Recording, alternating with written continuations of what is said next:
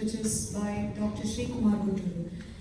Thank you very much, Dr. Jaika, for the wonderful presentation, and pat on your back for keeping it to time. I will surely do.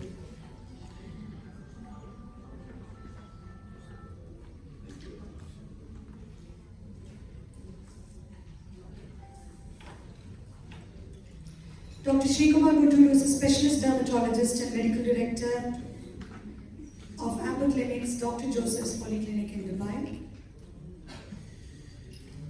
He will be talking on a game changer in atopic dermatitis management. Welcome, Dr. Sri Kumar. Good afternoon, everybody. I should start by thanking Dr. Sunny Kurian and of course IIT UAE for giving me this opportunity.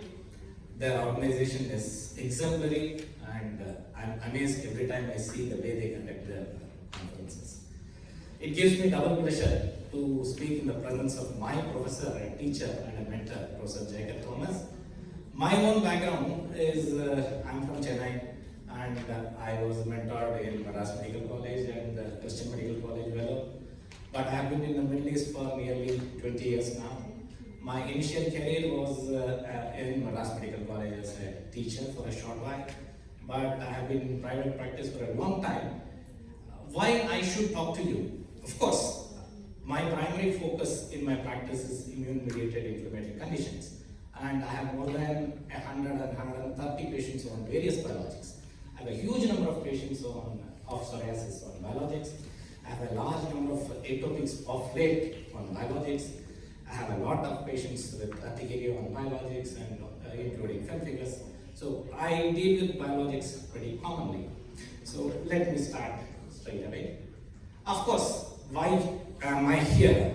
I'm here because I'm in the presence of an excellent group of specialist pediatricians who share a passion with us in treating young children with skin conditions. And what more is important to us than to bring a smile to the entire family by making a difference in an eczematous child. All of us know that eczema is a very, very common condition. Anywhere between 2 to 20%, 2 to 21% prevalence. Prevalence is more common as you move north away from the equator. It is different in different ethnic groups. The Asians and the black people seem to have more. There seems to be some genetic segregation in this. We'll come to that later. The quality of life and the burden because of eczema is huge. It causes itching, it causes weeping, lesions, redness, sleeplessness, and it causes depression, anxiety, the burden due to presenteeism, absenteeism, the fact that even though a person might go to work, they may not be able to perform well, the fact that a child may not be able to develop socially, the huge consequences and the economic burden of this condition, which is pretty almost a lifelong issue. Is something that we need to tackle. So we share this passion. That is why we are talking about it. So let me start with a few pre-test questions, the pre-presentation questions. The first one, the key drivers of inflammatory response in atopic dermatitis are Th1 cytokines, Th17 cytokines, and type 2 or Th2 cytokines. The second question, what is the current step-ladder treatment of atopic dermatitis? Is it steroid, moisturizers, emollients, and systemics? Moisturizers, emollients, and steroids? Moisturizers, emollients, mild potency topical steroids, calcineurin inhibitors, high potency topical steroids, and calcineurin inhibitors, systemic therapy, or hospitalization. How do we quantify disease burden in atopic dermatitis? Is it a PASI score? Is it a BSA? Is it a EASI or an IGA? Is it a numerical rating score or a square YM or DLQI? What are the most common side effects of dupilumab? Currently, dupilumab is licensed for what age groups and what conditions? So let me start with what my flow is going to be. Translational research in atopic dermatitis is reaching a tipping point. We are in a stage where the first biologic for atopic dermatitis has already been licensed, and I have more than 10 or 12 patients on it already, and it has reached office practice.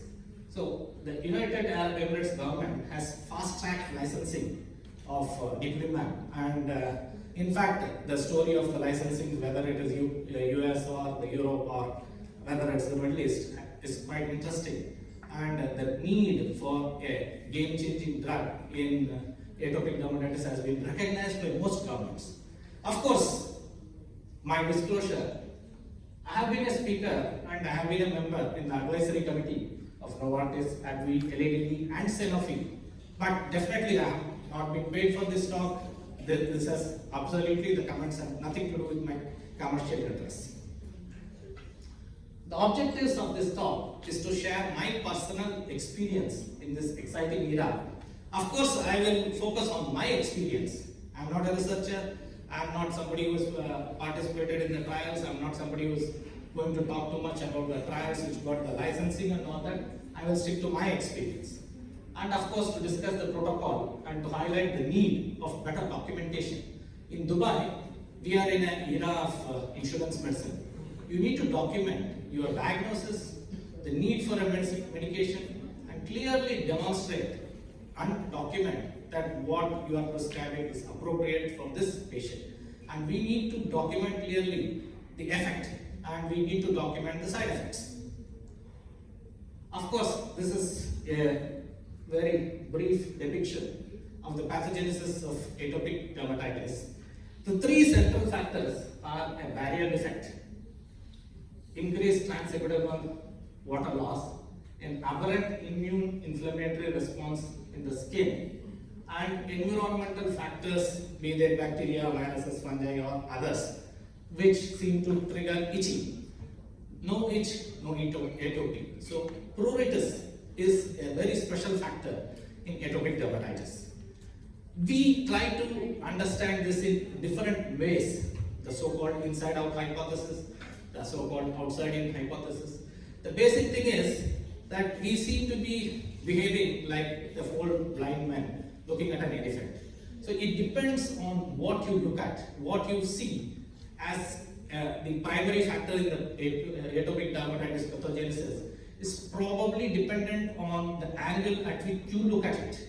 So to keep it simple, in the inside-out hypothesis, there seems to be some genetic defect, for example, a filaggrin issue, which results in reduced moisturizing factors in the skin, which makes the skin dry, which makes the transepidermal water loss increase, the barrier defect, prone for environmental factors to interact in this situation, resulting in an inflammatory response, which results in itching and other consequences and in eczematization. The outside-in hypothesis is almost similar. There is a barrier defect and there is a proneness for triggering, which results in an inflammatory response and waking up of the genes which end an inflammatory response, which is predominantly Th2 in nature.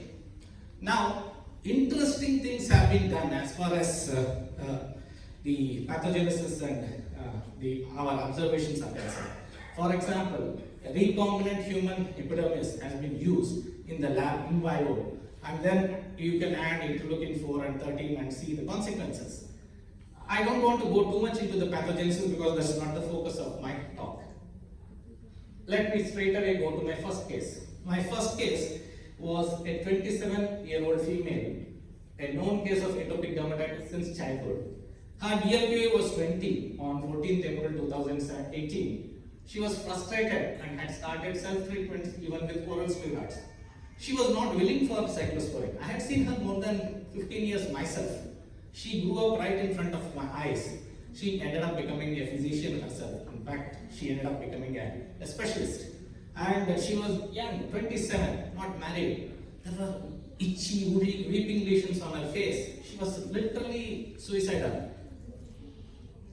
I started her on dupilumab on 31st March 2018, soon after it was licensed in the UAE. The loading dose was 600 milligram pre-filled syringes. There she had a history of conjunctivitis and nephritis off and on even earlier. Topical steroids and tacrolimus were continued. Can I have the audio if possible? Can I have the audio?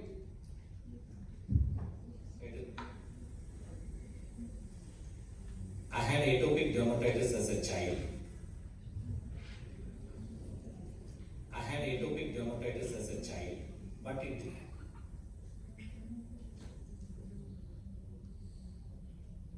not working. Then on March 2000,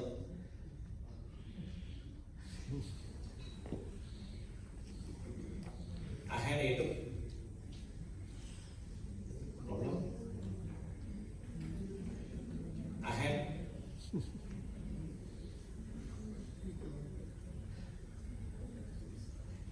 had atopic dermatitis as a child, but it disappeared for many years and came back in adulthood. The last 3 years, I had developed bad flares. Rashes all over cover more than 80% body surface area. Having tried homeopathic, Ayurvedic and Chinese herbal medicine, which only made things worse. Using cortisone cream and tacrolimus all over face, ears, neck and body like a moisturizer, taking 3 antihistamines per day also showed not even a bit of relief. Regular courses of prednisone steroid injections gave temporary relief for maximum 5 to 7 days. Life had become miserable. Smallest of things would trigger big flares. Perfumes, food items, even non-fragranced and anti-allergy soaps, shampoo, moisturizers, non-cotton clothing and hot weather. Speaking over the phone would cause ear lesions to water and lose. Spending sleepless nights itching. I couldn't study well or concentrate on work. Just relying on steroids and massive use of steroid creams had their own side effects. One of them is glaucoma. I had developed glaucoma and started anti-glaucoma eye drops to reduce eye pressure. My eye pressures remained persistently high despite multiple courses of medicine because the root cause was I could not reduce steroids. The ophthalmologist advised me to undergo invasive eye procedure to reduce eye pressure. I was so frustrated and depressed in life, I had no reason to live. Towards the last, almost anything would cause flare-up and hot flushes. Large bleeding, crusting, itchy lesions from scalp to legs seemed to just increase with day. I started to isolate myself at home because everyone used to point out on what is wrong with my face, skin, since I couldn't cover it up like the other body parts.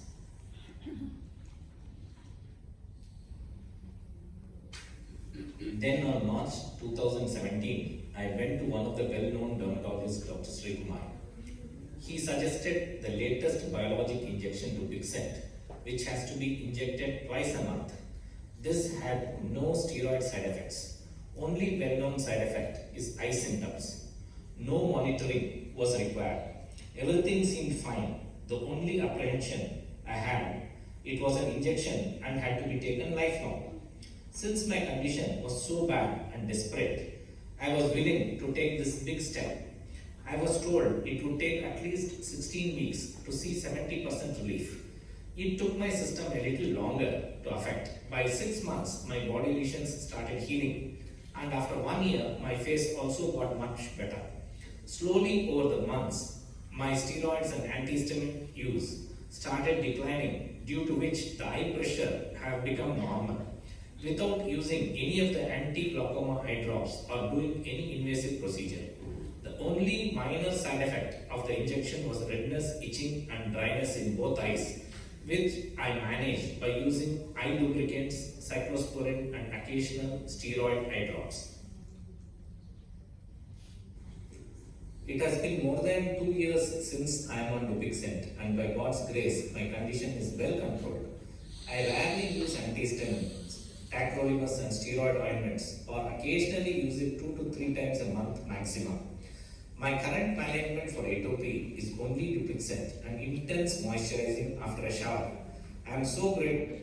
So, in short, it was life transforming for her, and she is now married, she is settled in the US, and it has really made a huge difference. This is the picture before and after, before and after, before and after. The interesting thing, if you see here, even the lichenification has changed, which is quite amazing. The second case was regarding the first case, there was a huge improvement, She did have redness at the eyes and conjunctivitis even after the Dupixent was given. She had a history of red eyes even earlier. And the facial flare was observed initially and it went on for quite some time. It's not like an IL-17 blocker in psoriasis. Dupilumab took some time to work, and still, I would say that overall the results are amazing in the end. This is my second case. This is a middle-aged blue-collar worker with a known atopy for 24 years. He had used almost everything, and I had been treating him with steroids and azathioprine for about 2 years with a fairly good improvement to compare to what he had earlier, but he still had frequent flares. He became very frustrated, and I ended up starting him on Dupilumab.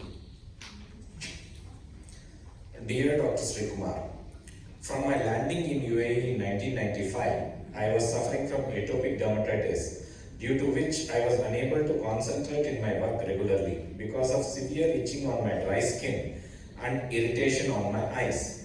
A decade ago, I came to know about you from one of my known sources, and after your treatment, the results were much better. For the past 4 months, I have been advised by you to have injection Dupixent every bi-week, because of which the results were tremendous.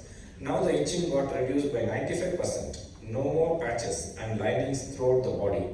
Skin is much smoother and bright, and overall there is no side effects in this injection. Now I am able to concentrate in my work and sleep well and lead a normal life. Thanks a lot, doctor, for your wonderful treatment. I have attached both photos of mine, the one taken prior taking injection Dupixent and the other taken after injection Dupixent. Of course, we don't tell anybody that there are no side effects. That is the patient's words, that's all. This is the before and after pictures. Now, how do we decide whether a patient really deserves a medication like Dupixent? See, we are in an era where we probably have a plethora of biologics coming up. It's not only, the story is not only about the Dupixent. Itching is a predominant symptom in atopic dermatitis, and it is well known that IL-31 may play a very important role, and even IL-33 blockers are coming up, which might make life much easier in patients with atopic dermatitis. The central question is the patient definitely having atopic dermatitis. Second, has an adequate education been done, and have the patient been treated adequately with topical steroids, and has intensive therapy been given? Is there an alternate diagnosis? If we are sure that it is atopic dermatitis, if the patient is still having serious problems, we need to consider phototherapy or we need to consider systemic therapy.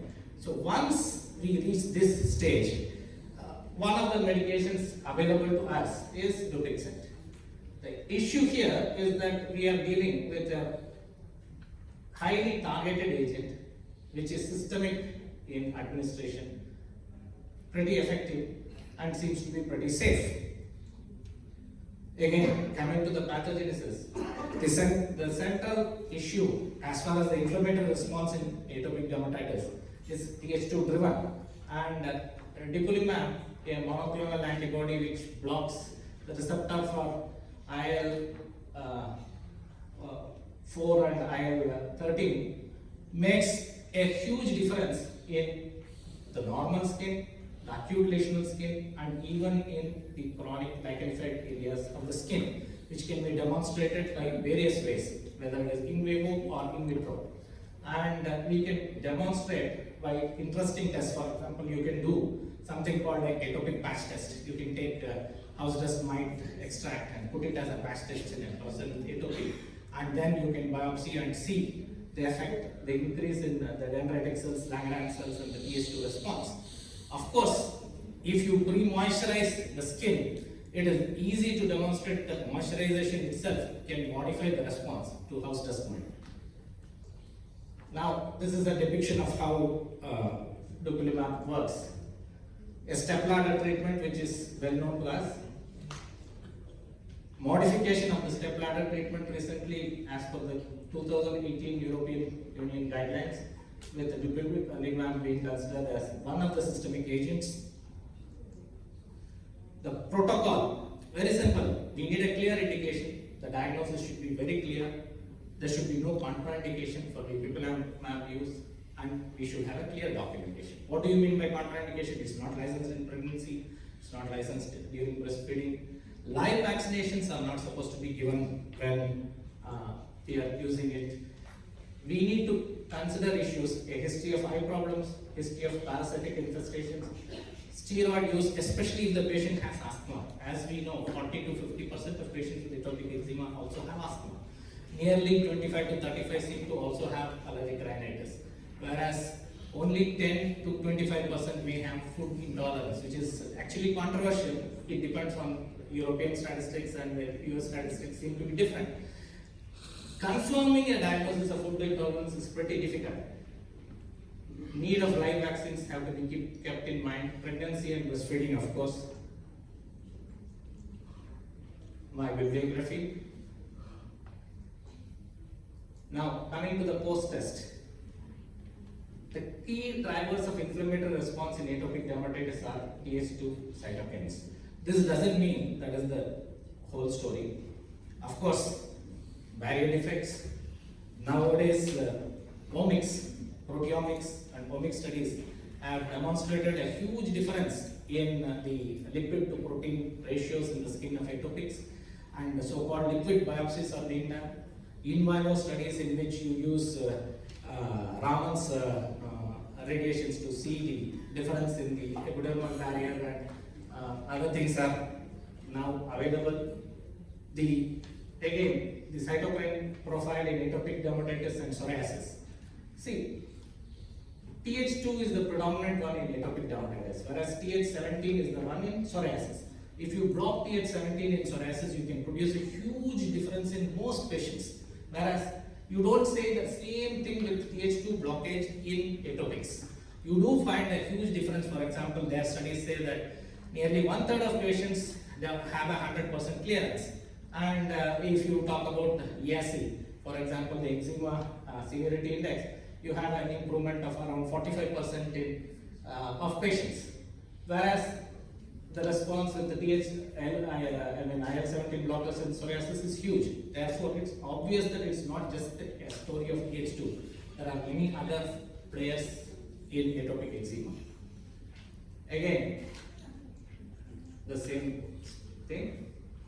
What's the current stepladder treatment? Of course, the third one. But the current European guideline 2018 has added dupilumab here.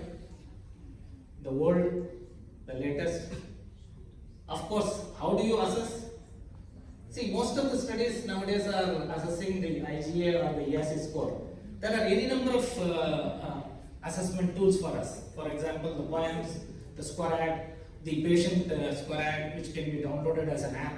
But it's very important to familiarize ourselves with these tools so that we can demonstrate to insurance companies the need for the medicine and the improvement that we achieve. Of course, this is the Solo 1 and Solo 2 study. I don't want to go into it.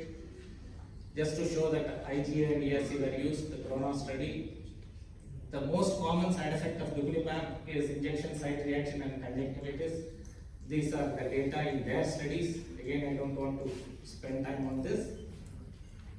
Currently, dupilumab is licensed in adult patients with atopic dermatitis who are having a moderate to severe eczema and in whom topicals have failed or conventional topicals cannot be used. It has recently been licensed even in adolescents, 12 to 17 years, in UAE also, in Dubai. The license came just a month ago. They are doing studies in children right from the age of 6, but it's not licensed as in that age group. This is the studies in adolescents. And thank you very much. Thank you very much, Dr. Sri Kumar. Please may I request Dr. Sri Kumar and Dr. Jaikar to kindly take the stage for the panel discussion on pediatric dermatology. This can be used as the Q&A session as well. So all of those who have got queries, kindly come forward.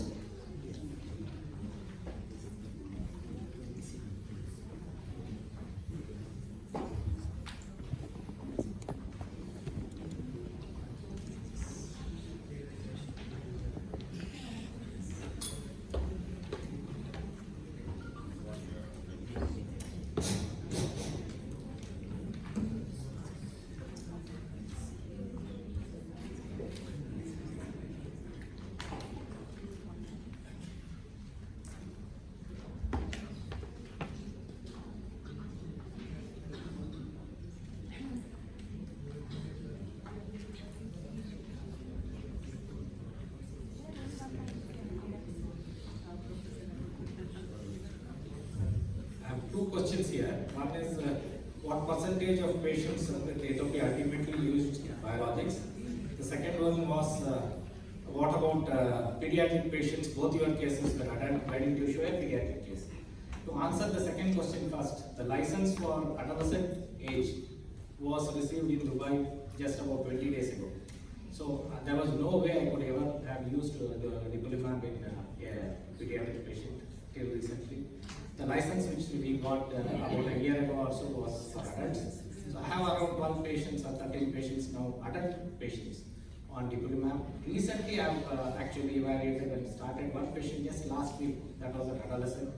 But we are not in a position to show you a lot of patients. I'm a practitioner, I'm not a person. I was with Professor Emma Gutman in New York, and I have seen her lab, and I actually saw many of her patients who were pediatric patients who were on phase 3 trials. But that is hearsay. I can't take photographs of somebody else's patients and show you. So I was trying to share my personal experience. My personal experience as of now is adults, but it is licensed in UAE, both in the entire UAE now from the age of 12 onwards. Regarding the second question, what percentage of atopics ultimately use biologics? See, we are not here to, none of us as doctors, we do not want to use any medication unless there's a real need. The important thing is to try and avoid unnecessary medication and cost. But at the same time, we need to use the appropriate medication in the appropriate age group. My own feeling in this situation is that probably the guidelines are in a state of flux. Like the guidelines in, for example, in psoriasis seem to be changing so rapidly. Similarly, I expect that the guidelines in atopic dermatitis are going to change rapidly within the next few years. The reason is the old so-called stepladder treatment, though it is very important, the top step, that is the one where systemic medication is used, except like cyclosporin, which is licensed to some extent in atopic eczema. All the other systemic agents in atopic dermatitis are off-label.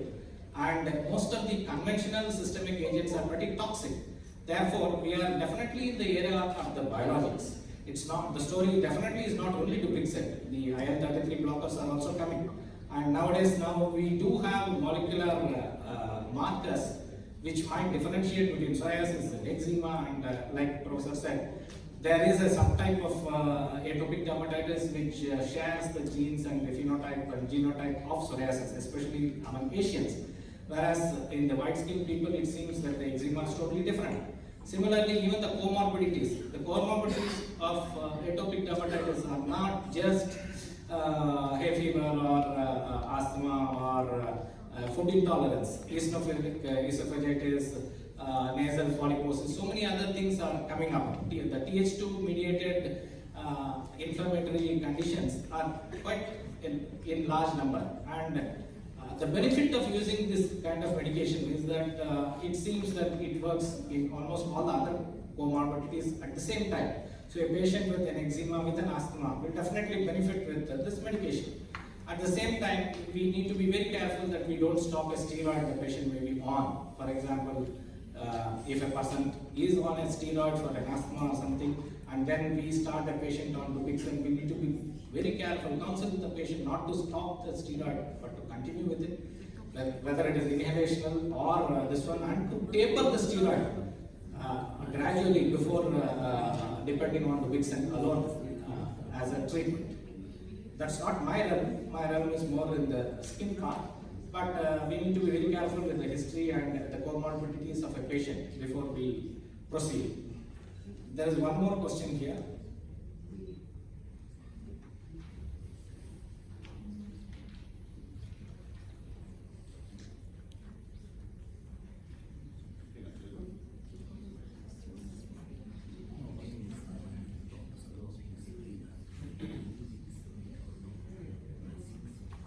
The question is, can psoriasis undergo spontaneous remission? The answer is no. The answer is no.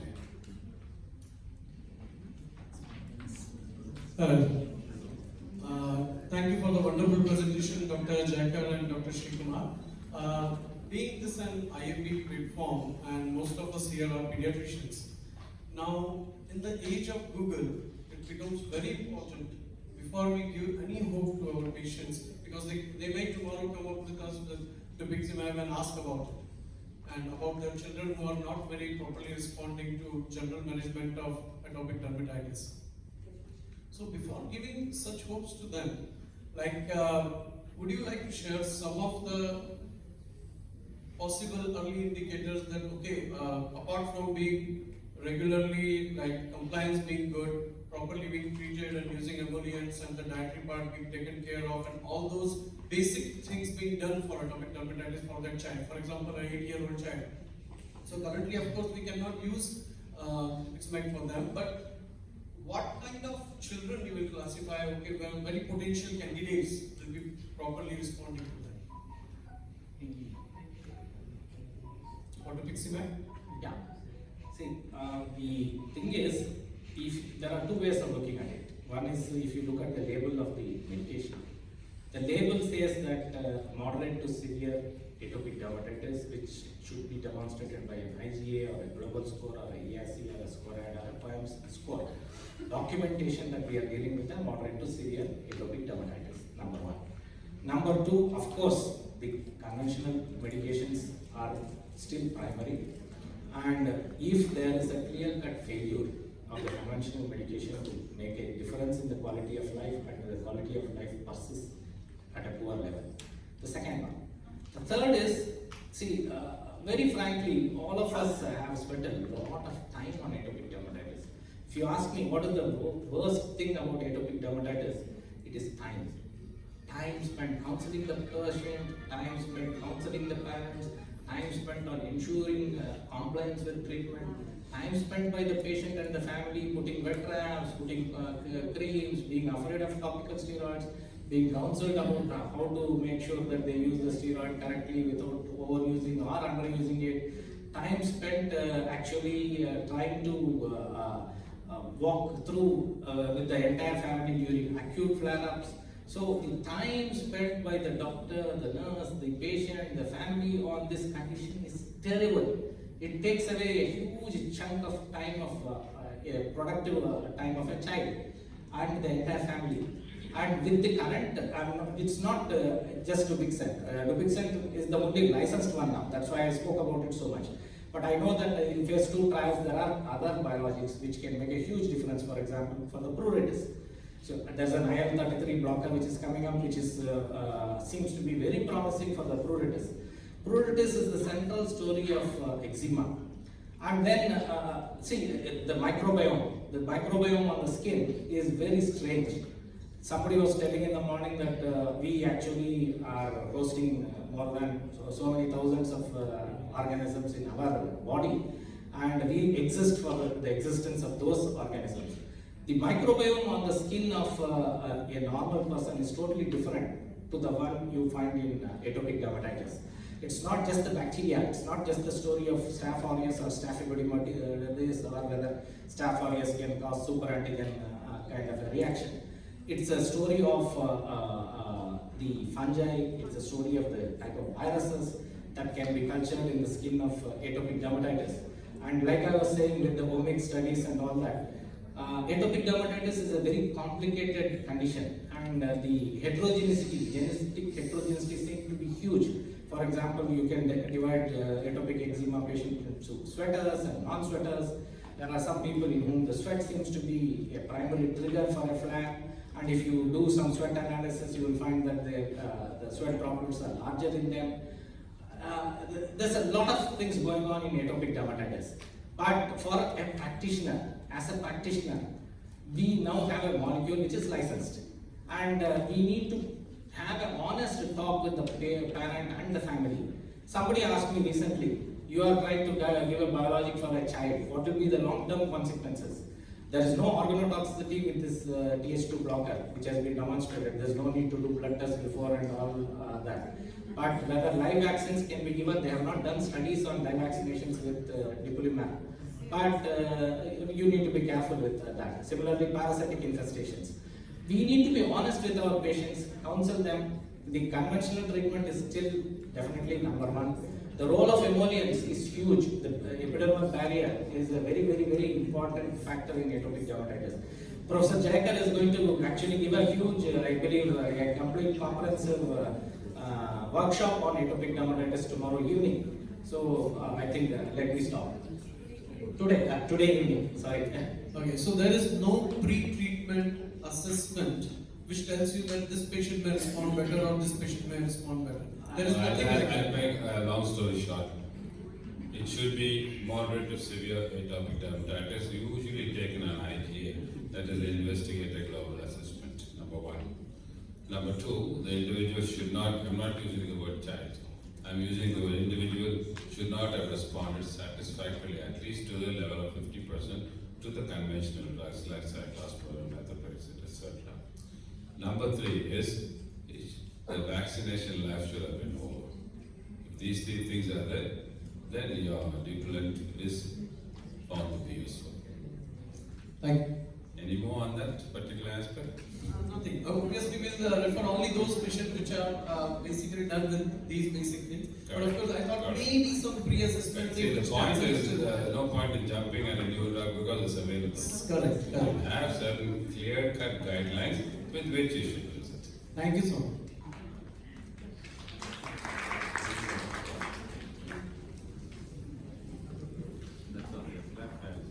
Do we have any more questions from the delegates? Yes, Dr. Nathan. Jayakar, I stay in the area where there's just next to me this one CNR Herbs psoriasis clinic, which I'm sure is mushrooming all over.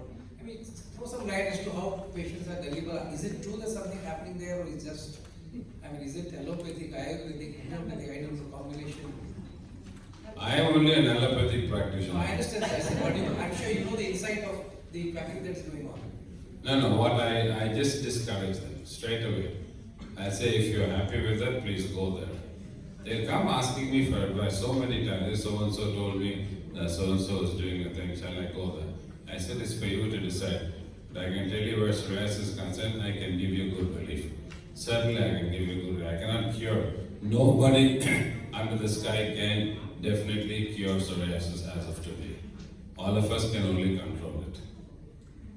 And I can control it. That's the confidence I give them. Dr. Jayakar, I Yes. welcome your caution on not using new toys just because it's available. The story of omalizumab is exactly the point that you made. We've used it in very bad asthma. And the moment you stop monitoring these patients, you find that they remain back into the severe group. So we're not yet sure whether it's the drug or the time taken to educate on compliance and adherence. And I don't believe any new drug is going to change the life of these patients unless you get the basics right. They've got to learn and understand what's happening to their skin. They've got to meticulously make it part of their lifestyle to do that. And only if all of that fails should we be considering biologics. Because we are unable to take a lot of patients who do very well on omalizumab away from our records because they've got to keep coming back. They become your lifelong patients. And I don't believe atopic disease should be hospital-based or something that a physician should be managing. The parents and the family should learn to manage these conditions. I agree with you, sir. 50% of the management is in the hands of the patient himself or herself as well as the parent. You've made our job very easy. Big round of applause for them.